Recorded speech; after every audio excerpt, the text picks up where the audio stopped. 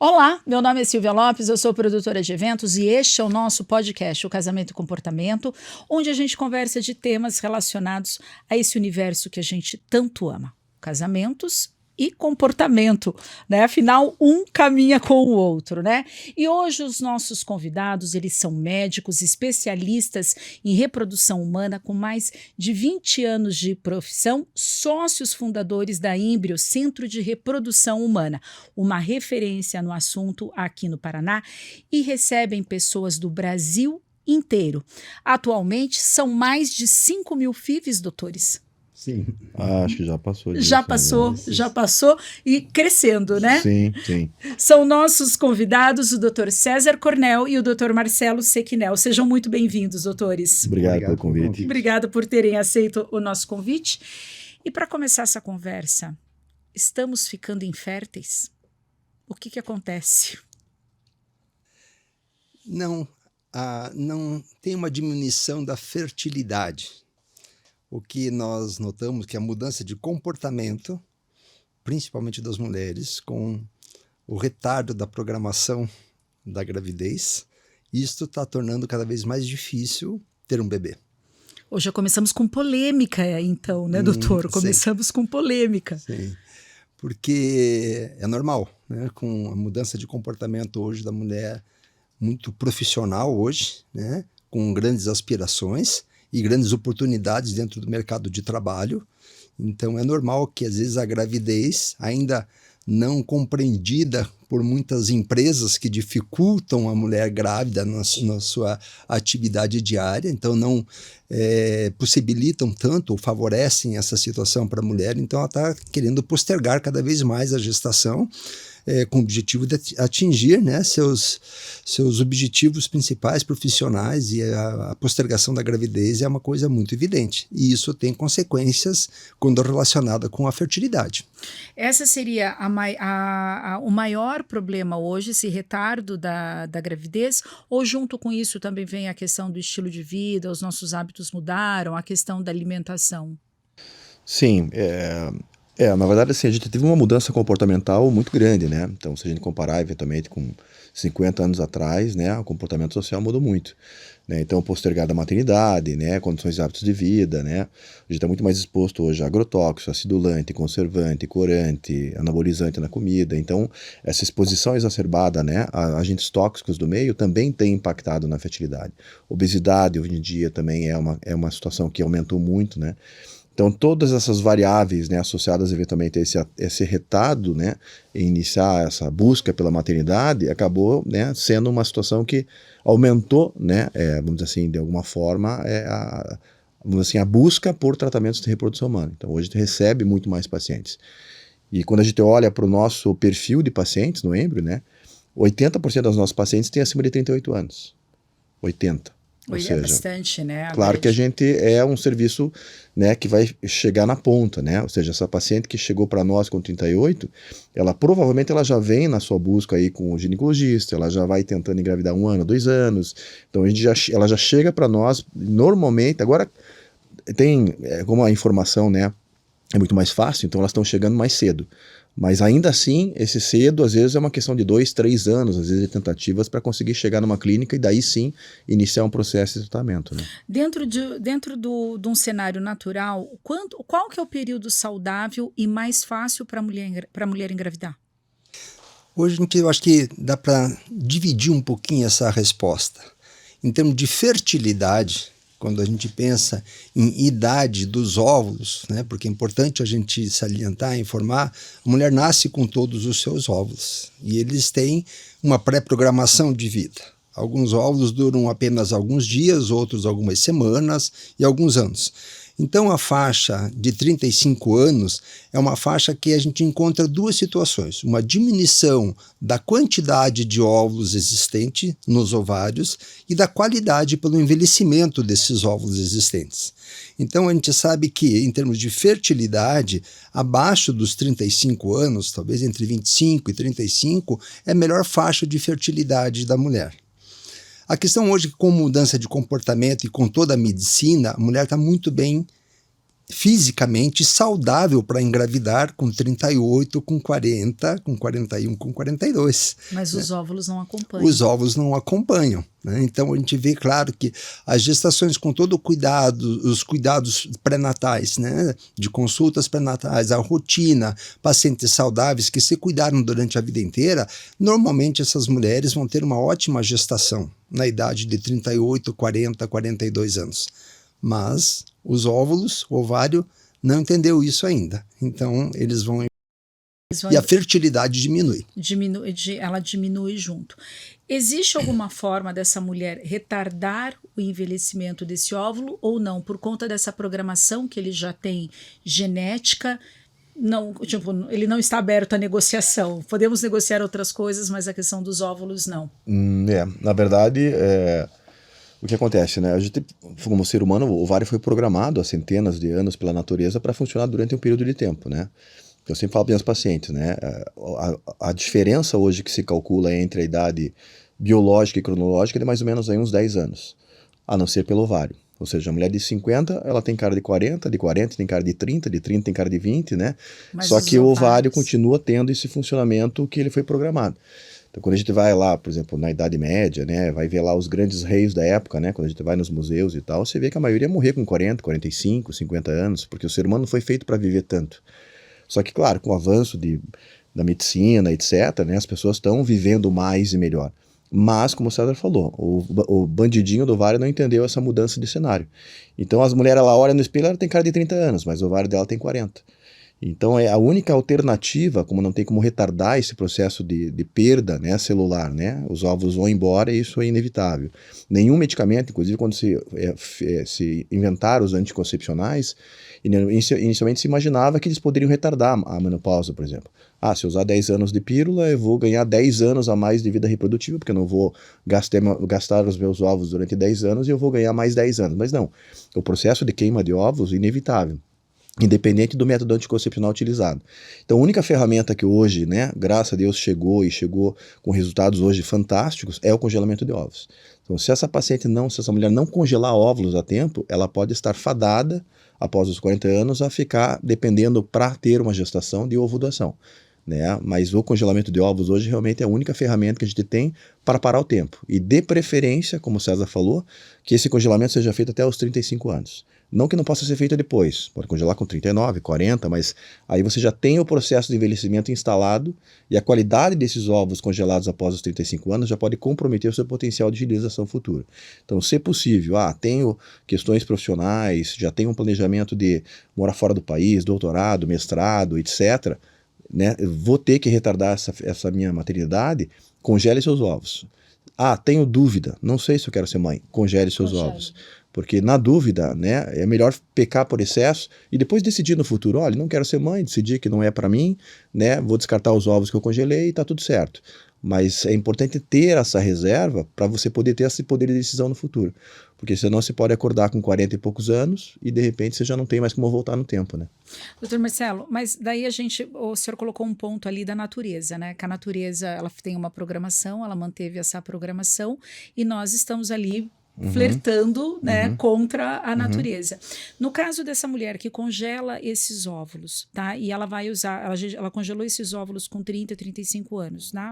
Numa hipótese. E ela vai fazer uma gestação num corpo de 45 ou 50 anos, enfim. A natureza, que é sábia, ela não vai compensar isso de alguma forma, ou ela vai ter uma gestação tranquila, porque é um corpo de 45 anos, né? Um corpo de 50. Tudo bem, o óvulo está numa outra faixa etária. Como que funciona isso? Isso. Então, como eu falei, hoje, né, a mulher, e o Marcelo também falou, uma mulher de 40 anos, fisicamente parece uma mulher de 30 anos. É claro que existe sim uma preocupação nas mulheres acima de 40 anos gestarem, mas tem uma diferença muito grande, por exemplo, de 40 e de 45. Né? Em 5 anos a diferença é grande. Tem uma diferença. A gente vê que assim, as mulheres que engravidam com 40, 41 e que se cuidam, têm uma boa saúde e já previamente sabem que não tem nenhuma contraindicação para engravidar, uma comorbidade que nós chamamos, normalmente a gestação dela evolui muito bem. As de 42, 3, 5 para frente, tem mais risco sim, tem mais risco de cardiovasculares, tem mais risco de desenvolver uma diabetes gestacional, uma hipertensão e situações que são mais graves, né? Então, claro, a gente não aconselha nem incentiva as mulheres a engravidarem depois dos 45 anos, né? A gente aconselha e incentiva a engravidarem até os 40 anos. Como eu falei, não que não seja possível que a gente tenha ótimas gestações com 40 ou mais. A Cláudia Raia, aquela atriz, teve filho agora há pouco tempo, Sim. com quase 53, acho que com 53, e foi o caos na internet, né? Porque ela teve, na mesma proporção que ela recebeu apoios, ela recebeu críticas extremamente duras, né? Por gerar um filho nessa idade. Mas eu acho que assim, a mulher tem o direito, né, de escolher sabendo dos riscos. Eu acho que o que é importante é o esclarecimento, a informação, uma avaliação prévia dos médicos, né, que é o responsável obstetra que vai cuidar dessa gestante, e às vezes se existe alguma comorbidade, até uma equipe multidisciplinar para cuidar dessa gestante. Eu acho que isso é extremamente importante. Então, ela sabendo dos riscos, né, é importante discutir isso com os médicos, com o médico que vai tratá-la, para ver riscos, benefícios. Quando os riscos superam os benefícios, temos que pensar se vale a pena fazer. Se vale a pena fazer. E, doutores, a gente só está falando ali da mulher, né? Uma mulher danada, né? Não, quer cuidar da carreira, quer cuidar de outros assuntos, e daí vai deixando a maternidade de segundo plano e depois vem essa conta. Mas em relação, por exemplo, ao homem, o esperma, conforme vai passando a idade, ele se mantém intacto, se mantém na mesma quantidade, qualidade? Como funciona essa questão da fertilidade? Daí a gente falando do lado masculino. Então, na verdade, a queda ela existe, né, não tão significativa quanto para as mulheres, né? Até nisso os homens ganham, né? Nesse difícil. ponto tem essa vantagem. E isso que é importante, né, é essa conversa do casal, né? Porque o que acontece? O testículo é um órgão produtor de células, né? Então, ele constantemente, a vida inteira, ele está produzindo células. Então, o espermatozoide que um homem ejacula hoje, ele tem 3 meses de vida. Tem 80, 90 dias de vida. Então, se ele tiver 20 anos, o espermatozoide dele tem 3 meses de vida. Se ele tiver 50 anos, o espermatozoide dele tem 3 meses de vida. Se ele tiver 80 anos, o espermatozoide dele tem 3 meses de vida. Porque é uma constante produção. Já o óvulo tem a idade da mulher, porque ele nasceu com ela. Então, o óvulo de 40 anos, uma mulher de 40, vai ter 40 anos. Então, a gente está falando de uma célula que tem 3 meses e uma que tem 40 anos. Então, sempre tem, né? E como o espermatozoide é uma célula muito mais de transporte, a função dele é carregar aquela carga genética, entregar para o óvulo, e a fábrica é o óvulo. Então, a hora que o espermatozoide chega e entrega essa carga genética, o óvulo vai ter que pegar aquela matéria-prima que o espermatozoide trouxe, vai ter que compactar aquele material genético, e é ele que tem todas as estruturas necessárias para formar o embrião, que vai ter que ser geneticamente normal, né? Para poder ter uma evolução adequada. Então essa diferença ela é muito grande entre o homem e a mulher, mas existe um declínio na produção, né, com o passar dos anos, e um aumento de incidência de algumas patologias, por exemplo, autismo, acima de 45, 50 anos, já começa a haver um risco maior de autismo pela idade paterna. Está né? relacionada à quantidade de autismo que nós temos percebido na sociedade, ou é porque o autismo agora está em evidência, ou é porque esses homens estão sendo pais mais tardes também? Sim. É uma das variáveis que pode estar impactando. Não a fertilidade. Inclusive, saiu um estudo bastante recente no Canadá, com mais de 1 milhão de crianças nascidas, e que mostra que... Porque até sempre se questionou se a fertilização in vitro teria um impacto na taxa aumentada de autismo. Né? Mas não, esse estudo, que é um estudo bastante robusto, publicado recentemente, mostra que não. O impacto é por causa da idade do casal, do homem e da mulher. Então, o homem também implicado nessa situação, a taxa de autismo está, sim, relacionado com a idade paterna, de uma maneira bastante importante. Então, tem que ser levado em conta. Porque o autismo é multifatorial. Né? Não existe um gene específico, tanto é que hoje, nos exames que nós fazemos de pesquisa genética no embrião, a gente não consegue detectar ainda se aquele embrião é portador de autismo ou não, porque são vários genes que são implicados e que se expressam de maneira diferente. Né? Mas todos esses estudos mostram que a idade paterna, principalmente, é impactante. Impacta. E no caso, por exemplo, da reprodução in vitro, né, da fertilização in vitro, a partir de qual momento, falando de um casal tradicional, ele deve, e que tem o desejo de ter filhos, ele deve procurar uma clínica de reprodução. Quando que é esse alerta que talvez as coisas não vão fluir por um caminho natural e a gente vai ter que recorrer à ciência para realizar esse sonho? Bom, a gente tem alguns marcadores de tempo, né?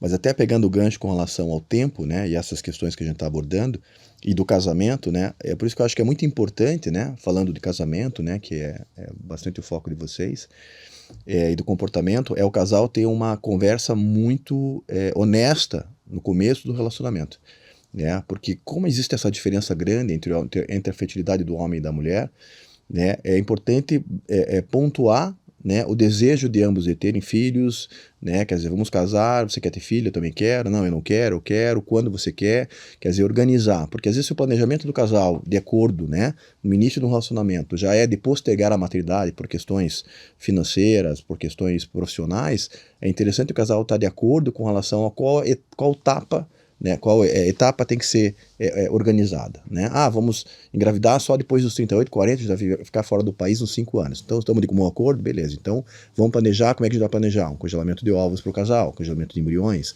né? Então, essa conversa tem que ser muito importante por causa dessa queda da fertilidade da mulher. Por exemplo, eu sou um exemplo, né? Na verdade, eu tive o primeiro filho com 48, 47, eu acho que eu estava com... Minha mulher tem 35, né? Agora está com 35. Ou seja, se eu, né, eventualmente, se ela tivesse a mesma idade que eu, talvez a gente já não tivesse filhos. Ou seja, para mim foi, eventualmente, uma situação que eu casei com uma pessoa mais nova. Mas é importante ter essa conversa, né, quando o casal tem mais ou menos a mesma idade, para saber qual é o momento de ter filhos. Quando começa a ter filhos, né, indo na tua pergunta, qual que são os marcadores que a gente tem? Se for um casal, a paciente é mulher abaixo de 35 anos, né, 1 ano de tentativa, 1 ano sem um método anticoncepcional. Passou de 1 ano, não engravidou, é importante, eventualmente, já procurar um auxílio médico para fazer uma investigação e ver o que está acontecendo. Entre 35 e 40 anos, 6 meses. 6 meses não engravidou, começa a investigar. Acima de 40 anos, pensou em engravidar, já começa a investigar. Porque como o tempo para quem está acima de 40 anos já começa a ser, né, tem que ser quantificado de maneira diferente, pensou em engravidar, mês que vem já começa a fazer exames, espermograma do marido, exames hormonais, está ovulando, não está ovulando, não tem endometriose, não tem alguma situação que possa merecer uma atenção rápida, né? Porque para essa paciente ficar esperando 1 ano, 2, tentando engravidar e chegar na clínica com 42, 43, pode significar talvez ela não conseguir mais chegar a esse objetivo. Então, basicamente, seriam esses marcadores que a gente usa. Perdão, doutor. Desculpa, só complementando um pouco o que o Marcelo falou, acho que 2 coisas. Uma, nessa investigação, sempre lembrar de investigar o homem também, né? É muito comum quem procura é a mulher que vai no seu ginecologista, que está tentando engravidar, e o homem sempre é um segundo plano, até na decisão. Então, acho que é importante, né, que isso fique muito claro. A gente encontra também uma taxa alta de infertilidade masculina, e quando se investigar também, mesmo que não tenha nenhum histórico, um antecedente pessoal, é importante fazer uma investigação do casal, né? Não simplesmente de um dos entes do casal.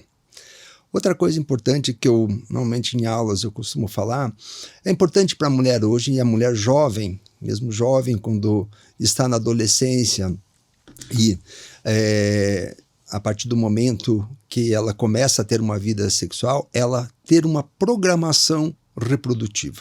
O que é uma programação reprodutiva? Ela já mesmo, independente, né, dela ter namorado ou não, dela programar ela, entender o que ela quer dela. Se ela vai querer ter filho cedo, se ela não vai querer ter filho cedo.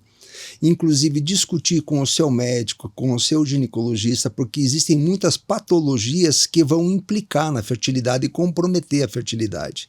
Um exemplo é a endometriose, uma doença bastante frequente, né, em torno de 30% a 40% das mulheres com infertilidade têm endometriose, às vezes a endometriose é a causa, e muitas vezes esse diagnóstico, ou ele é subdiagnosticado, essa doença é subdiagnosticada, ou o diagnóstico é muito precoce, mas não se faz quase nada. Isto é, vou dar um anticoncepcional, melhora a clínica, não precisa fazer nada. Quando chegar com 28, 30 anos de idade, essa mulher vai querer engravidar, ela para o anticoncepcional e não conseguiu engravidar. Ou ela vai postergar ainda mais, vai chegar com 35. Porém, a endometriose já comprometeu parte dessa qualidade ovocitária, às vezes ela já teve que ser operada. Então, essa programação reprodutiva dela tem que pensar, não, eu tenho uma patologia que pode comprometer minha fertilidade. Então, se eu esperar para fazer qualquer coisa ou engravidar com 38, 39, tenho grande chance de não conseguir. E para essa mulher, mesmo que ela não queira engravidar com 35, 36, o congelamento dos óvulos está muito indicado. Também outras patologias imunológicas que às vezes as mulheres são submetidas à quimioterapia por alguma doença, né, algum processo oncológico, também a quimioterapia. Algumas vão comprometer de uma maneira drástica a qualidade ovocitária, outras nem tanto, mas podem comprometer. Existe também um outro fator que é genético. Tem muitas mulheres que vão entrar na menopausa precocemente, com 32, com 35 anos, e isso é hereditário. E elas não sabem disso. Então, é importante também o papel do ginecologista e de discutir com o seu ginecologista que está acompanhando toda a vida dessa jovem, né? Que também, em algumas situações, a questão da infertilidade ou essa programação reprodutiva tem que ser discutida para que você possa pensar previamente. É um planejamento. É um planejamento reprodutivo. Cada vez mais. Quantos filhos também essa mulher ou esse casal vai querer ter? Um filho ou 3 filhos? É muito diferente programar para ter um filho e programar para ter uma família maior com 3 filhos. Exato. O senhor colocou ali a questão do homem, né? Porque a mulher, de uma maneira geral, a gente é mais confortável, né? Ir no ginecologista, já vamos mais cedo, já passamos pela experiência do parto, enfim. Tem uma taxa hoje de infertilidade, se a infertilidade é mais presente nas mulheres ou nos homens, ou isso a gente não tem como mensurar? Hoje seria meio a meio, basicamente se considera meio a meio. Por isso a importância, como o César falou, dessa investigação do fator masculino. Durante muitos anos foi sempre, né, imputada a mulher, minha mulher não pode engravidar. Na verdade, é meio a meio. Hoje a gente sabe que é praticamente a mesma situação. Por isso que é importante, né, esse espermograma, às vezes até no pré-nupcial, né, para saber se esse casal já vai enfrentar futuramente, né, alguma dificuldade pela questão masculina. A avaliação de endometriose, a avaliação de reserva. Hoje tem bons marcadores, né, seja exames de sangue, exames de imagem, que são bons marcadores com relação à reserva de ovos, né? Porque antes a gente não tinha ferramentas para realmente nos dar uma ideia de qual é a reserva que aquela paciente apresenta. Hoje existe um hormônio chamado antimileriano, que é um exame de sangue simples, como tantos que as mulheres fazem durante toda a sua vida reprodutiva, e ele é um excelente marcador para identificar uma paciente que tem uma reserva baixa e talvez tenha um potencial de entrar na menopausa mais cedo. Às vezes o histórico familiar, como o César falou, já é um alerta. Minha mãe entrou na menopausa com 35, a minha avó com 37, então fique atenta. Já comece a ficar atenta e já faça os marcadores para saber se essa genética não veio para ela. Porque daí ela já começa a se programar e fazer esse congelamento. Então acho que assim, a medicina hoje, ela oferece várias ferramentas, né? Por sorte, hoje a gente tem várias ferramentas que possibilitam a mulher planejar melhor o seu futuro reprodutivo. Desde que ela se antecipe. Mas depende dela buscar essas alternativas para ela poder planejar. Então as ferramentas estão aí, o congelamento está aí com resultados excepcionais, né? E outras, eventualmente, situações cirúrgicas, etc. Mas a questão é a paciente estar predisposta a se planejar, mas eu acho que o planejamento é a palavra que define hoje, né, a vida reprodutiva da mulher. Como você falou, quando eu vou engravidar? Quantos filhos eu quero? Né? Às vezes tem paciente que vem para nós para de repente fazer tratamento para engravidar do primeiro, ela está com 38 anos. Aí ela vai fazer uma fecundação in vitro, ela teve um embrião só, mas ela quer ter 2 filhos. Será que é o momento de transferir? Às vezes a gente faz 2 tratamentos para ela, para ficar com estoque de embriões congelados, porque ela já tem que planejar o segundo. Porque se ela engravidar do primeiro já com 38, provavelmente ela vai voltar com 40 e pouco para ter o segundo. Aí talvez ela já não consiga. Que talvez ela já vai estar com uma reserva mais baixa, com uma qualidade de ovos pior. Então, às vezes, até com relação a pacientes que está enfrentando a infertilidade, ela já pode aproveitar o tratamento para engravidar da primeira vez, já para planejar até um segundo ou terceiro filho, se o desejo do casal for ter mais filhos, né? Então, as ferramentas, elas estão disponíveis, mas a mulher tem que, né, estar predisposta a sentar, como falei, com o seu parceiro e decidir qual é o nosso futuro, o que a gente quer, né? E aí poder repetir, organizar. E mesmo não tendo, né, que muitas vezes a pessoa não sabe, né, não sei se eu quero ter filho, não sei se quando eu quero ter filho ou se eu quero ter filho. Então mesmo quando existe a dúvida, já é mais um motivo para você de repente ir lá e planejar, né, e fazer um pé e meia de óvulos, vamos dizer assim, né. É que eu falei bem que é nem seguro de carro. Você não faz o seguro porque você quer bater o carro. Mas se você, por acaso, tiver um problema e Precisar. bater, você tem o seguro para você estar resguardado. Então, a ideia é essa. De repente, pode ser que a pessoa, de repente, engravide naturalmente, não tenha infertilidade, que a gente não está falando de pessoas obrigatoriamente inférteis, né? Mas, de repente, a pessoa engravida naturalmente e fala, não, eu tive 2 filhos, agora, né, aqueles ovos que eu congelei, não vou usar, liga para a clínica e fala, olha, pode descartar meus ovos aí, que eu não tenho interesse em usar, porque eu já tive meus filhos, né? Mas ela tem essa possibilidade de escolha. Agora, se ela não faz essa reserva, talvez ela se depare num cenário onde ela não tenha como voltar no tempo. E que né? ela não tem escolha daí, né? Que ela não tem. A partir do momento que a mulher congela o óvulo, ela deixou esse óvulo congelado, ela tem a garantia da gravidez ou não? Uma mulher que congelou seus óvulos, vamos dizer, com 30 anos, daí partiu por uma fertilização com seus 40. Ela tem o congelamento dos óvulos garante a gravidez ou não? Não, nós não temos uma garantia 100%. Né? Mas daí com os óvulos a garantia é maior. Bem maior. Né? A gente tem pacientes jovens, entre 30 e 35, que congelam, dependendo do número de óvulos congelados. Quantos óvulos a mulher pode congelar? Não tem um número Também não. que pode congelar. Não tem um número mínimo nem um número máximo. Né? Mas isso depende muito da idade. Então, assim, existe até um cálculo estatístico dentro do meio médico que mulheres até 35 anos, elas têm 90% de chance de engravidar, tendo uma média entre 15 e 20 óvulos estocados. As mulheres que têm 40 anos, elas precisariam de muito mais. Como é muito mais difícil ter 15 a 20 óvulos de uma mulher de 40 anos, então as chances dela diminuem bastante. Por isso que quanto mais cedo congelar, melhor. Né? Menos óvulos eu preciso ter e maior a garantia, entre aspas, que não é 100%, né? Estamos lidando com vida, né? Então Exatamente, nada vai ser né? Essa estatística tem uma variável. Uma outra coisa também que eu acho importante, porque a gente fala muito na questão feminina e esquece também a questão masculina, né? 2 coisas. Uma, aquilo que o Marcelo está falando da investigação, mesmo tem para o homem também, né? É importante naquela programação a investigação do passado do homem. Às vezes ele teve uma cirurgia quando criança, teve uma queda, teve um trauma como criança, e isso nunca ele avaliou se ele teve uma complicação na espermatogênese. Muitos homens às vezes fizeram uma cirurgia de hérnia quando criança, e essa hérnia inguinal pode ter obstruído os ductos que vão excretar os espermatozoides. Então também é muito importante, né, esse antecedente. É um comportamento ainda machista, né, que o homem normalmente não gosta de fazer o espermograma. A mulher se submete a inúmeros exames e o homem não gosta de fazer o espermograma. Mas é extremamente importante, né, o casal entender isso, que o filho é uma situação onde os dois vão ter que estar comprometidos com a situação. Então, é importante que ele faça esse exame logo cedo também no início da investigação, para que isso não tenha também uma complicação depois, né? Uma dificuldade depois. Se a mulher não tiver o óvulo congelado, qual que é a alternativa que ela tem para a gravidez? Ela tem, na verdade, claro, ela depende muito, né? Porque a gente tem a reprodução, na reprodução assistida, a fertilização in vitro como a principal ferramenta de resultado, né? Mas nem que todo casal tenha indicação de ir para uma fertilização in vitro. Mas, em termos de resultado, ela é imbatível com relação a chegar mais rápido a essa gravidez, né? Então, na mesma linha que o César está falando, com relação ao congelamento de óvulos, então, esse cálculo está relacionado diretamente à idade da mulher. Quanto maior a idade, maior o número de óvulos que eu vou ter que ter. Porque a gente sabe que quando a gente faz uma estimulação da ovulação, não é tudo óvulo que a gente consegue resgatar na aspiração, né? Não é tudo óvulo que fertiliza. Taxa de fertilização de óvulos em torno de 80%, né, em pacientes jovens.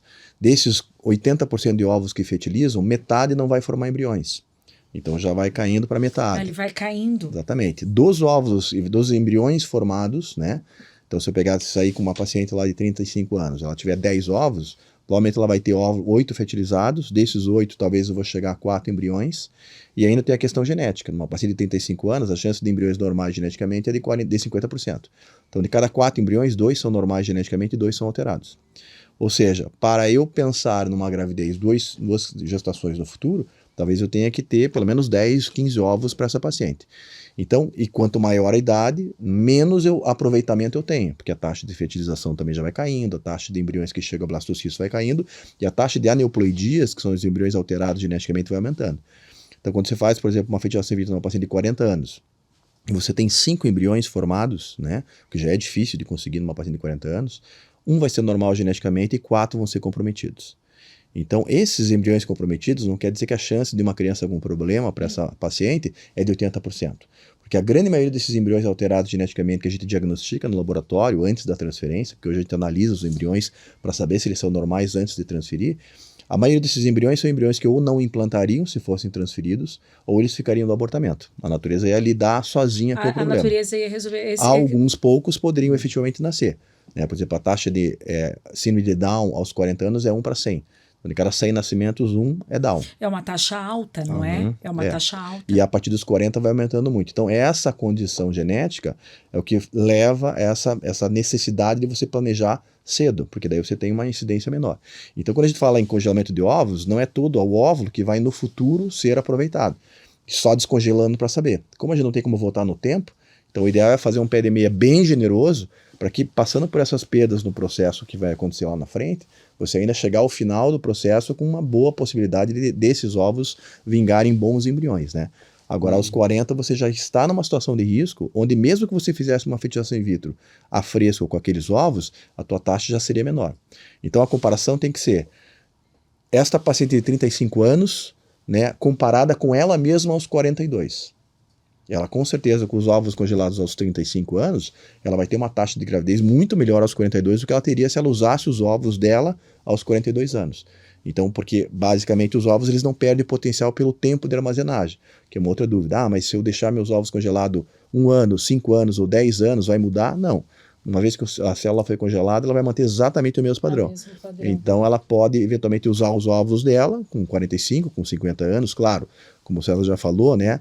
Pesando em consideração os riscos que ela tem que estar ciente que ela vai correr do ponto de vista obstétrico, né? Porque que são a inerentes gente à congela idade daí, né? Porque exatamente. a gente está falando de uma outra... A gente mantém a taxa de fertilidade dela aos 35 aos 45, mas ela vai estar com 45 anos para gestar, e aí os riscos obstétricos, né, esses não são congelados, né? Ela vai estar exposta a essa condição também. Lembrando também, acho importante, que a gente nunca sabe o marido, o parceiro que ela vai ter. Porque nós estamos falando de óvulos de mulher de 35 anos saudáveis. E como que é o sêmen do parceiro? Porque o embrião é um conjunto de espermatozoide e óvulo. Ele depende do material das duas células. A gente vê com frequência uma mulher de 35 ou 37, às vezes vai casar com um homem de 45, de 50. Então, quando a gente fala em todas as estatísticas da possibilidade dela engravidar com seus óvulos, é considerando o sêmen normal de homem jovem. E que não é o que acontece na maior parte das vezes. Nós vamos ver essas mulheres que congelaram seus óvulos com 35, vão querer engravidar com 38, com 40, e normalmente o parceiro tem mais do que 45, 50 anos de idade. Então, às vezes essas taxas são influenciadas pela qualidade seminal. Certo. E isso é importante também que seja avaliado. Sim, porque a gente coloca essa questão da fertilidade muito em cima da mulher. Da Mas mulher. que estamos numa transição, a gente percebe... Lembrando que o sêmen também pode ser congelado. Os homens também deveriam o pensar. Também pode Os homens também poderiam congelar seus espermatozoides nessa idade de 35 até 40 anos de idade. A partir do momento que a mulher, vamos colocar o casal, tá? O casal vai passar por um processo de fertilização in vitro. A gente está falando de quanto tempo esse processo, vamos dizer que tenhamos sorte na primeira. A gente está falando de quanto tempo, qual que é o período, como que esse casal precisa se planejar. Não é só um planejamento financeiro, penso também que ele deva ter um planejamento emocional, né, algum tipo de acompanhamento, porque tudo joga contra, não, doutores? O tempo, né, são muitas variáveis para essa fertilização dar certo. Existe um que nós estudamos bastante hoje, que nós chamamos de jornada da paciente, que desde o momento que ela tem a intenção de engravidar até o momento que ela chega em uma clínica de reprodução assistida para fazer um tratamento. E às vezes é 2 anos. Uma média de 2 anos Uma média de 2 anos para chegar num procedimento. Por quê? É o período de 1 ano de tentativas, depois investigação, tratamentos que são mais simples. Primeiro passa-se, nunca vai direto para fertilização. Normalmente, né? O Primeiro se ginecologista passa por que outros faz o processos. primeiro atendimento, a avaliação. Então, a gente vê que às vezes a mulher, vamos tentar, está tudo bem, continua tentando. Passa 6 meses, não, está tudo bem, continua tentando, já deu 1 ano. Depois até decidir a escolha da clínica, porque nós temos várias clínicas e hoje a internet, né? Hoje é normal ir procurar na internet quais são as clínicas, então ver quais são as clínicas que talvez tenham maior credibilidade. Então existe esse tempo também, até a decisão de procurar a clínica, a decisão de fazer o tratamento da fertilização in vitro, né, aliada com as questões profissionais. Eu viajo ou não posso agora, só vou poder fazer nas minhas férias, tem a questão financeira também. Então, normalmente isso vai impactando de formas que normalmente o tratamento é de 2 a 3 anos para que se faça. Então, o casal que cogita ir para fertilização in vitro, ele tem que ter pelo menos essa noção temporal, que não é algo que ele vai lá resolver, né? Estou indo ali numa clínica resolver. Não, vai ser um processo e vai demorar esse período, mais ou menos. Quando ele chega na clínica, né? Porque assim, às vezes tem casais que já chegam com uma definição de que a fertilização in vitro é a única alternativa, né? Por exemplo, de repente chega lá uma condição do sêmen de um parceiro muito ruim, a única indicação é FIV, tem pacientes que já chegam lá com as 2 trompas obstruídas. Então existem causas de infertilidade onde a FIV passa a ser a única alternativa. Né? Não é a maioria, mas, né, muitas chegam nesse ponto. Ou até, como a César falou, por falhas de outras tentativas mais, né, naturais, vamos dizer assim, né, baixa complexidade, que a gente chama, e de repente chega. Mas uma vez que o casal tem essa indicação de FIV, o processo de FIV é muito rápido. Em 2 meses o casal executa. Desceu a menstruação, o paciente começa a estimular, geralmente a gente inicia com os hormônios no 2º dia do ciclo menstrual, em mais ou menos 12 dias após o início dos injetáveis, o que seria o meio do ciclo menstrual, a gente já está com o seu ovário pronto para a gente fazer a coleta dos ovos, né? Então a gente vai dando fermento, os ovos vão amadurecendo, vão crescendo.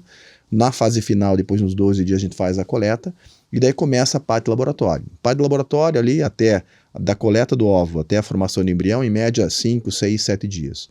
Aí os embriões são congelados, né? Para transferência, ou podem ser transferidos no mesmo ciclo, cada vez menos a gente faz isso. Porque a gente sabe que no tratamento, né, os hormônios todos que a gente usa para fazer com que haja uma produção maior de ovos, justamente para ter um melhor aproveitamento, já que não são todos os ovos que a gente consegue efetivamente gerar embriões através deles. Então a gente começa essa preparação toda, né, com medicamento. Então a gente faz a conta de quantos ovos a gente precisa, né, nesse cenário. Os ovos então são inseminados, chegam ao final da história, a transferência pode ser a fresca, mas como eu falei, né, normalmente não, para a gente fugir do efeito dos hormônios todos naquele ciclo menstrual. Os ovos então são inseminados, os embriões produzidos e podem ser transferidos no mês seguinte, onde a gente tem um cenário melhor de útero, né, sem ele estar estimulado pelos hormônios do procedimento de captação dos ovos, e é o tempo que muitas vezes, hoje cada vez mais, a gente usa para ter o resultado da análise genética. Então, cada vez mais as mulheres, os casais estão buscando no tratamento de FIV a análise genética dos embriões. Então, a análise genética dos embriões demora mais ou menos 20 dias. Então, geralmente a gente faz o procedimento, produz embriões, faz a biópsia, porque a gente tem que tirar algumas célulazinhas de cada um dos embriões produzidos, é feito o congelamento daquele embrião e a gente aguarda o resultado da biópsia sair, que em média sai mais ou menos em 20 dias. Nesse caso, a paciente vai menstruar, porque ela não vai fazer a transferência naquele ciclo. Ela menstruando, a gente prepara ela no ciclo seguinte para fazer a transferência. Então, geralmente hoje, né, uma FIV ela demora 2 meses. Um para a produção e o mês seguinte para fazer a transferência dos embriões, que a gente já vai saber de antemão, pelo resultado da genética, se são normais ou não. Qual que é a média de sucesso numa primeira FIV? Hoje, assim... Ou não dá para ser essa estatística? Dá para assim? saber. Dá para saber. Depende um pouco disso até que o Marcelo falou e depende da idade, né? Mulheres até 35 anos, a chance de sucesso, pode ser na primeira ou na segunda, né? A chance é em torno de 45%, 50%. Metade. Mas quando nós fazemos análise genética e que nós já escolhemos o embrião, então nós fazemos uma seleção do embrião, cada embrião que nós transferimos, as chances vão para 65%, 70%. De gravidez. São transferidos quantos embriões? Normalmente um. Hoje, de preferência um. De preferência, porque eram os casos que engravidavam de duas, dois, né? Que exato. Porque no passado, os índices de sucesso eram menores. Por isso se colocava mais embriões. Se colocava mais embrião para se ter. Hoje, com todo o avanço da parte de laboratório, análise genética, seleção embrionária, as taxas aumentaram bastante. Então, a gente não aceita muito mais é uma gestação múltipla. Né? Isso já é uma iatrogênese, né? Ter 3 ou 4 bebês, isso daí não é mais concebível. Né? Por isso isso já é o desespero. Exatamente. Que antes era normal transferir 2, 3, 4. Sim, a gente sim. via, assistia Exato, esses casos. Hoje não. Hoje, na nossa clínica, praticamente 98% dos casos a gente transfere apenas um embrião. Só em alguns casos bem específicos que a gente transfere 2 embriões, mas é muito raro. É raro. Já teve... É um processo doloroso para a mulher? Assim, durante a fase de estimulação, né, o que acontece? A paciente vai ter alguns efeitos dos medicamentos, né? Então esses hormônios vão fazer o ovário produzir mais ovos. Consequentemente, ela vai ter uma produção hormonal maior. Então aquelas que sofrem, às vezes, muito com relação a TPM, essas alterações hormonais do ciclo, elas podem potencializar um pouquinho esses efeitos. Às vezes pode ficar mais emotiva na primeira fase da estimulação, mais chorosa, mais irritada, né? Algumas questões emocionais podem acontecer. Do ponto de vista de dor, geralmente no final da estimulação, o paciente pode ser um pouquinho mais de pressão no baixo ventre, que é quando os ovários começam a ganhar volume, os ovos, os folículos começam a ficar maiores, né? Mas que também, a maioria nem toma analgésico para isso. Retenção hídrica, então isso é bem comum. Então a paciente vai, né, pelo efeito dos hormônios, ela vai se sentindo mais inchada, ela pode ter um aumento de peso, mas por retenção hídrica, não por ganho, né, de massa, né, de gordura, né. Cefaleia não é comum, né, às vezes na fase anterior ao processo, com alguns medicamentos que a gente usa para preparar a paciente, mas basicamente seriam esses os sintomas que a paciente tem. A punção ela é feita com anestesia, né? Então a paciente ela é sedada com propofol, que hoje é usado para fazer endoscopia, esses procedimentos de baixa complexidade, né? De exames de rotina. Então ela passa o procedimento todo dormindo. Após o procedimento, né, já são feitas algumas medicações para dor no centro cirúrgico. No final do dia do procedimento, ela usa às vezes algum analgésico, um Buscopan, um Tilenol, no máximo, né? A gente gosta de fazer mesmo sem dor, só para estender o efeito dos analgésicos, que ela já vai ter feito injetáveis no centro cirúrgico, e a maioria no dia seguinte as pacientes não tomam nem analgésico, já voltam a trabalhar em condições normais. E depois de quanto tempo daí já dá para saber se deu certo? Uma vez transferido o embrião, é transferido. Em média 10 dias. De 7 a 10 dias a gente já consegue ter. O certo é a gravidez está acontecendo. Né? Depois, como toda gestação, depende de uma série de situações para que ela evolua bem até o objetivo final nosso, que é claro, é ter o bebê saudável, né, nascendo. Né? Porque depois da gestação, ela é como qualquer outra gestação. Na verdade, não seria uma gestação de risco porque fez a fertilização in vitro. Né? Seria uma gestação normal. Então, o teste de gravidez, em torno de 7 a 10 dias, a gente já e deve sabe ser uma ansiedade, né? Porque esse paciente, esse casal, essa paciente, enfim, já estão ali, já não tem o tempo a favor, né? Já estão recorrendo. E ainda são os 10 dias que viram 30, 90 dias, né? Dá 90 dias, mas não dá esses o período mais dias. crítico, né? Então, o nível de estresse aumenta muito, né? E algumas pessoas até falam, não, eu fiz FIV, a fertilização in vitro, lá, os hormônios fazem engordar. Na verdade, é muito mais relacionado, né, às vezes o ganho de peso à retenção hídrica, como eu falei, e quando acontece o ganho de peso, é porque o nível de ansiedade é tão alto que a mulher ela vai compensa no chocolate, carboidrato, né? Então tudo isso vai sendo consumido de mais intensidade para amenizar aquele, e a gente sabe que esse tipo de alimento ele diminui, né, a ansiedade, estresse, então acaba sendo uma bengala para de repente diminuir a ansiedade, né? Só vê na TPM, né, eu vejo lá em casa, a mulher quando tá chegando perto já o chocolate some, né? É verdade, desaparece das faz parte, né? Enfim. Verdade. Nós temos uma conhecida que ela passou por 6, Glaucio, ela passou por 6 FIVs. No caso dela, não no caso dela, mas só usando como exemplo, é bastante, né? São 6 tentativas, financeiramente para o casal e emocionalmente, principalmente. Eu imagino que seja um desgaste devastador. Quando é a hora de parar? Tipo, depois de 3 não vai dar certo mesmo? Ou pode continuar tentando? Se o casal tem fôlego emocional e fôlego financeiro, ele pode continuar? Como que funciona isso?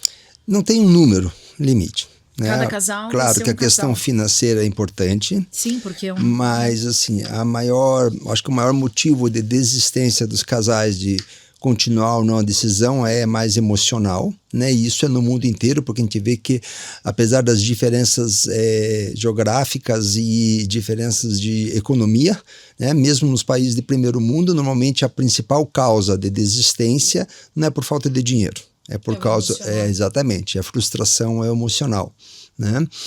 O que a gente percebe com frequência, tem pacientes que têm um potencial, que a gente sabe que tem um potencial para engravidar, mesmo que às vezes tenham que fazer várias tentativas.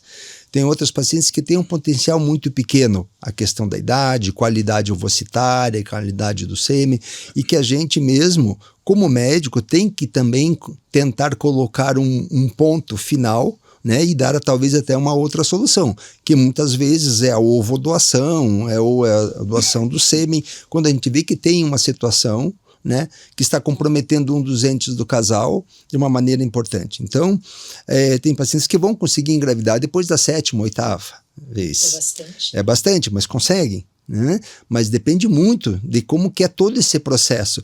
Se esse processo, muitas vezes, ela não tem óvulo, o óvulo já é de má qualidade, não tem embrião para transferir, fez 1, 2, 3, a gente mesmo já vai aconselhando, talvez seja melhor pensar de uma outra maneira esse processo. Né?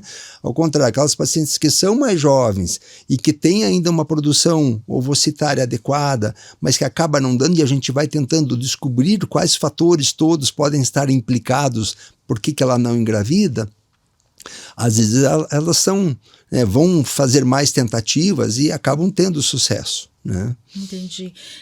Doutor Marcelo, doutor César, até agora a gente falou de casais, né? A gente levou a conversa para esse lado. Mas hoje nós temos os casais, não que não sejam casais, né? Mas são casais homossexuais que querem, têm o desejo deles terem filhos, né? Tem as produções independentes que estão aí surgindo ainda, né? Vindo à discussão, né? No mesmo caso que a gente comentou agora há pouco, da mesma forma que tem muito apoio, também tem severas críticas. Esses vão ser os próximos clientes de uma clínica de reprodução ou no futuro clientes na mesma proporção dos casais que só têm o problema de fertilidade? Porque a fertilização, no caso deles, daí corre por um outro caminho, né? Tem que ter uma doação de óvulo, existe uma regulamentação. Como que funciona esse universo que ainda é novo para muita gente, né? Uhum. Então, assim, o que a gente chama são famílias plurais. Famílias plurais. Exatamente, que é um termo que a gente se debate bastante, né? Que são, né, os relamentos, famílias monoparentais, isto é, produção solo, independente, normalmente a mulher, mas hoje a gente também vê homens que querem ter filhos, né, e que através da doação de um óvulo, um útero de substituição, entre aspas, uma barriga de aluguel, consegue ser pai, né? E isso está regulamentado no Código Civil sem nenhum problema. Nós temos isso em Curitiba hoje? Temos. As clínicas todas fazem, né, esse tipo de procedimento. E ele não, claro que é legal, né? A gente não estaria falando algo de... mas, por exemplo, daí no caso desse casal, o óvulo é implantado numa barriga de aluguel? Isso, quando é o homem... Quando é o homem que ele precisa ter uma doadora do óvulo. Tá, né? Existe um banco. Pode ser um banco, pode ter um grau de parentesco em algumas situações, são específicas dentro das normativas, mas ela vai normalmente a doação de um óvulo e um útero de substituição, que normalmente essa mulher que vai engravidar tem algumas regras, mas deve ter um grau de parentesco. Isso quando o homem quer engravidar. Isso no Brasil ou isso Sim. É regra mundo? Não é em todo lugar do mundo que é possível, tem regras. Nos Estados Unidos não é muito comum alguém que não tem parentesco ser barriga de aluguel? Sim, tem compras no Brasil, né? Toda pode. Doação de tecido, de órgãos ou de células deve ser anônimo e não ter fundo comercial. Né? Então, se eu quiser doar meus óvulos, eu posso doar, desde que eu não receba nada por isso. Exatamente. E que seja anônima. Nunca vão saber que é um óvulo meu. Existem algumas regras hoje que mudaram um pouquinho nisso daí, na questão da doação de óvulos, né? Mas normalmente não. Então, sim, pode ser doado os óvulos de uma maneira anônima, mas não deve ter uma recompensa econômica. Tá.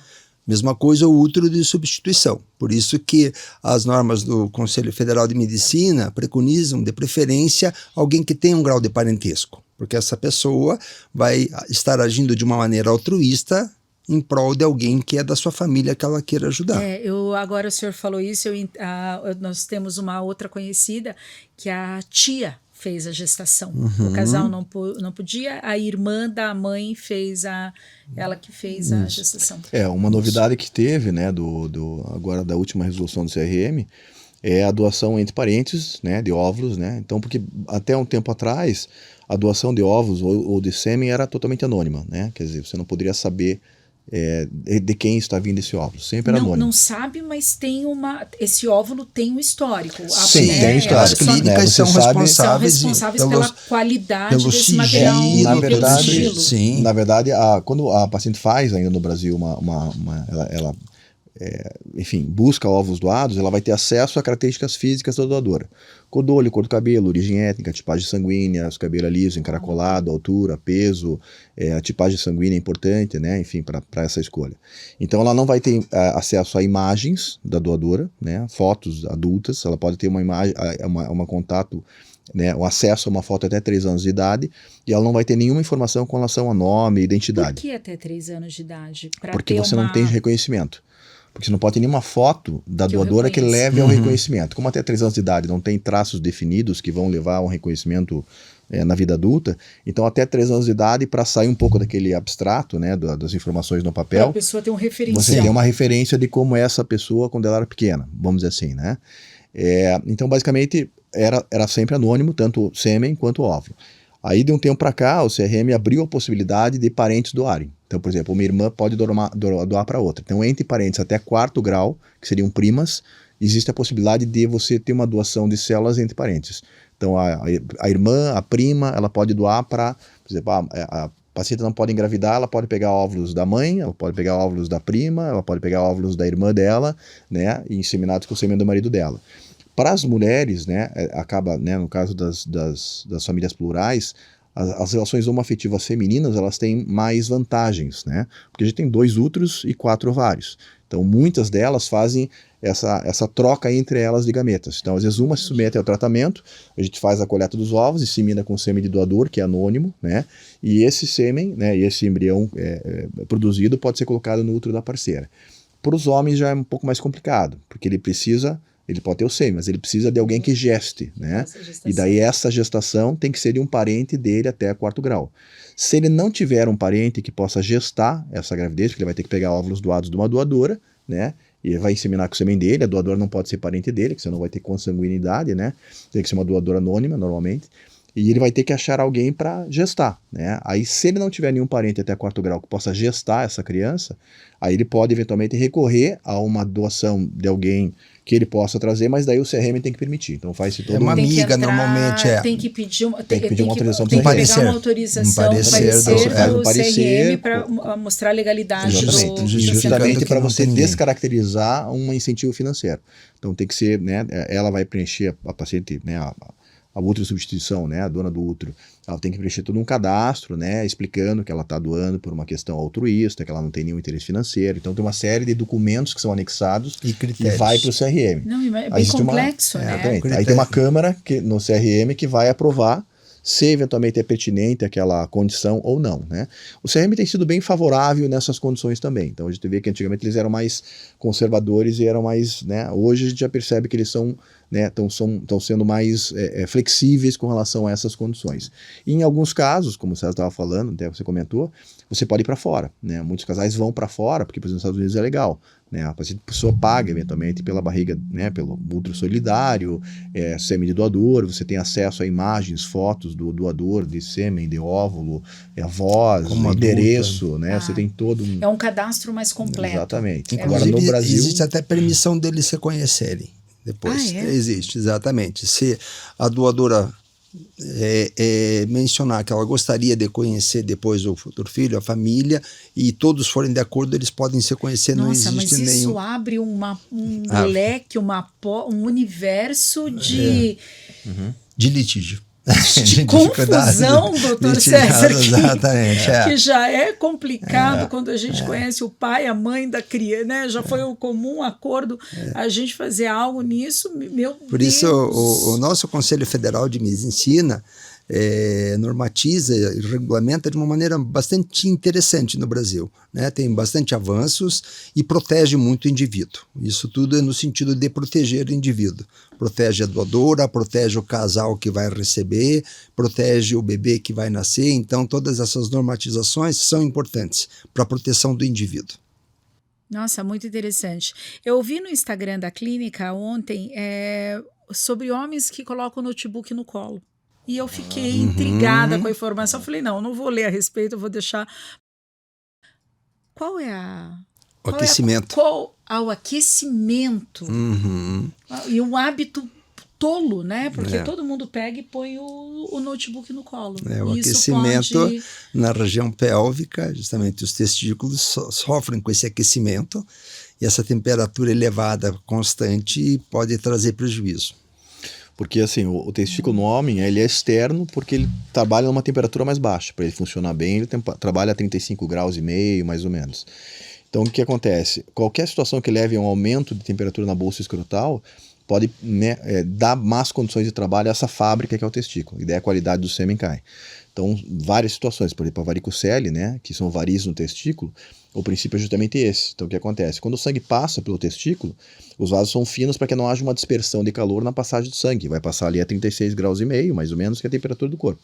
Né? Não vai ficar mais frio ali, né? Só o estreitamento dos vasos que faz com que haja uma menor dispersão. Se esse homem tem uma varicocele, tem varizes no testículo, né, o sangue passa e há uma dispersão maior de calor. Então, há um aumento da temperatura da bolsa escrotal que pode piorar a qualidade do sêmen. Né? Então, por exemplo, sauna com frequência, uso do laptop muito tempo no colo, bicicleta, motorista, bicicleta, pessoas que fazem horas e horas sentados ali no aquecimento. Então, tudo isso leva a um aumento da temperatura. E esse aumento de temperatura leva a uma pior qualidade do sêmen. Mas o que é mais novo é o laptop. Nossa, do laptop eu fiquei... Peraí, qual é a lógica? Não, claro, começa a aquecer. Nossa, é um universo. Mas as previsões são otimistas para o futuro? Né? A tecnologia, sim, o que vem vindo coisa nova e cada vez mais a gente vai conseguir... A nossa busca é a busca dos 100%, né? Que ainda a gente está longe de conseguir, mas como o César falou, a gente teve uma mudança sensível na última década, eu diria, né? Com relação ao avanço das técnicas de congelamento, né? O avanço, né? A entrada da genética na reprodução humana foi fantástica, né? Então hoje a gente consegue ter muito mais segurança com relação a que embrião nós estamos transferindo, então isso melhorou o resultado, né? As mudanças, né? No cultivo embrionário, né? Então os meios de cultura hoje são meios de última geração. Antigamente a gente transferia mais embriões, como o César falou, né, com 2-3 dias de laboratório. Embriões que estavam com 4, 8 células, né? Então, basicamente a gente transferia rápido porque tinha medo de estender o embrião em cultura fora do organismo, porque as condições de cultivo não eram tão boas quanto hoje. Então a ideia era se livrar do embrião, coloca logo no útero, que o melhor lugar para o embrião é o útero da mãe. Né? Então se transferiam mais embriões, né, para compensar eventualmente uma falta de informação. Hoje, por exemplo, a gente transfere os embriões em blastocisto, que é o momento que ele chega dentro do útero, mais ou menos 5-6 dias de evolução, porque ele passa esse tempo todo dentro da trompa. Então a gente está colocando o embrião dentro do útero no momento que a natureza coloca esse embrião no útero. A gente sabe que esse estender da cultura limita o número de embriões, então metade dos embriões não chega nessa fase. Embriões que provavelmente no passado seriam transferidos e que não teriam nenhum potencial de implantar. Então, essa tecnologia, né, as incubadoras hoje são de última geração, só faltam falar, né, ela tem um controle muito mais rigoroso das condições de cultivo. Então, tudo isso já melhorou bastante, mas a nossa busca sempre é cada vez melhorar, né. Eu lembro quando eu fiz uma pós-graduação na Itália, em 94, e o serviço que eu estava lá era um dos melhores da Europa, e na época, a taxa de gravidez anual deles de taxa de fertilização in vitro, que era um dos melhores, era 15%. Aí você fala 15% hoje, se o serviço tiver 15%, tem que fechar. Tem que fechar, né? Hoje a gente já chega a 65%, 70%. Né? Mas olha quanto evoluiu, né? Com tudo que foi agregado. Né? Naquela época, né, basicamente não tinha internet em 94. Hoje a gente tem uma gama de conhecimento e o conhecimento flui muito rapidamente entre as clínicas, tecnologia. Né? Hoje a gente tem um acesso rápido à tecnologia e informação, então as pesquisas aumentaram muito. Então acho que a tendência é melhorar. Né? É isso, a genética melhorou muito, a imunologia, né, tem avançado muito também no sentido de melhorar as taxas de implantação. Então a gente trabalha tentando melhorar o embrião, melhorando o útero, melhorando o sêmen, melhorando o óvulo, tudo isso tem se trabalhado muito, a fisiologia, a endocrinologia, são então várias áreas da medicina que estão contribuindo para um aumento expressivo. E isso não tem parada, né? O avanço é constante, inclusive com as análises genéticas hoje, não só saber se aquele embrião é normal de algumas síndromes, mas também hoje nos permite pesquisar doenças que sabidamente os pais já são portadores. E a gente consegue evitar que aquele embrião que sabidamente é portador de uma síndrome ou de uma doença específica vá ser transferido, principalmente doenças que são degenerativas, que nós não temos tratamento ainda, que têm uma qualidade de vida bastante prejudicada, são crianças que às vezes morrem precocemente, ou indivíduos que morrem precocemente. Então a gente está conseguindo avançar muito nisso. E outro lado, que não é o tema, mas é a questão ética também, né? Como o comportamento, que é o nosso tema, muda bastante. Também temos avançado muito nas questões éticas dentro da reprodução humana, o que é permitido fazer, os controles, aquilo que realmente tem ganho para a sociedade, aquilo que não contribui para a sociedade. Uau, é realmente um universo à parte, né? Acho que só quem vivencia esse processo, né, de uma fertilização in vitro consegue um pouco dimensionar o quanto isso representa na vida. Fascinante. E hoje tem uma outra coisa fantástica, que é a inteligência artificial dentro da nossa área. Ah, é? Isso tem mudado questões de laboratório, entendimento que nós não conseguimos ver, coisas que as máquinas veem e que nós não conseguimos ver, algoritmos que nos dão informação tão precisas, qual o melhor embrião transferir. Então são situações muito diferentes que hoje é o grande avanço, que eu acho que é o nosso futuro, é a inteligência artificial. Que engraçado, agora há pouco eu estava numa outra conversa e o medo deles era inteligência artificial, e agora os senhores trazem esse cenário da inteligência artificial colocando a fertilização num outro nível. Isso é realmente fascinante. E doutores, para a gente encerrar esse bate-papo, assim, nossa, que conversa, uau! A gente sempre finaliza com um comporte-se. Eu vou levar um comporte para as amigas, que é o planejamento, né? Mulheres, aprendam, né, a se planejar, né? Olha a importância disso, mas qual seria o comporte de vocês para quem deseja, né, no futuro, ou fazer a fertilização, ou cuidar, ter um filho? Qual que é a sugestão? Hábitos, enfim. Eu acho que nesse caso, até na linha que a gente estava conversando, eu acho que o planejamento, né, é fundamental com relação ao futuro reprodutivo, né, como você falou. Eu acho que hoje, né, indo na linha de tudo que a gente, né, tem de evolução, a única coisa que a gente não consegue ainda reverter é o efeito do tempo. Né? Então a gente melhora a tecnologia, a gente melhora o laboratório, mas a gente não consegue mudar o efeito do tempo nesses ovos. Então eu acho que o planejamento, né, reprodutivo, ele tem que ser hoje, né, a paciente, né, porque a gente brinca, né, às vezes o paciente, hoje em dia a paciente, a menina, né, ela vai fazer 15 anos, ela quer uma prótese. Entendeu? Quer dizer, a prótese virou meio que, né? Até tá um pouco mudando agora. A nova viagem para Disney. Mas exatamente, não é mais a festa de 15 anos, ela quer uma prótese. Então, né, seria interessante colocar para as mulheres essa perspectiva de fazer um pé de meia para congelamento, né? Quer dizer, ter esse planejamento futuro. Fazer parte do planejamento dela. Financeiro feminino, dependendo de como ela vai querer conduzir a vida. Exatamente.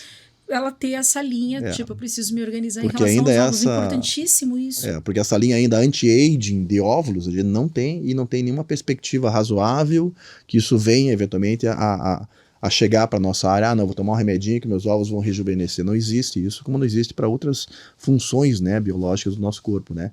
Então acho que o planejamento é fundamental e boas condições de hábitos de vida, né? Quer dizer, né, o César vai na linha do comportamento, né? Justamente, porque assim, se nós não conseguimos mudar a questão da idade dos óvulos, nós podemos fazer coisas para não piorar. Né? E que é a qualidade de vida, alimentação, hábitos saudáveis, atividade física, né? A obesidade é um fator importante, a nossa alimentação hoje baseada em microplásticos, que nós chamamos, né? Que é um termo bastante comum, os disruptores endócrinos, um nome que dá até medo, mas é realmente aquilo tudo que nós estamos absorvendo na nossa alimentação, que tem impacto nas nossas células germinativas e também nas nossas gerações futuras, porque isso passa também para a nossa geração. Então, essa qualidade de vida, né, e esse planejamento associado com a qualidade de vida, para que a gente não piore alguma situação que já é difícil. Que ela já, por si só, ela já é difícil. Meu Deus. Doutor César, doutor Marcelo, vou sair bem reflexiva hoje, vai. Todo mundo aqui saiu pensando hoje. Muito obrigada por disporem do tempo de vocês, de compartilharem tanto conhecimento, desmitificar ótimo. Também, né? Porque ainda tem muito mito em cima da reprodução, e que as taxas de fertilização, que elas só aumentem, né, e façam... realizem essa o sonho de homens e mulheres de serem mães e pais. Muito obrigada. Obrigado muito obrigada pela oportunidade. Muito obrigada.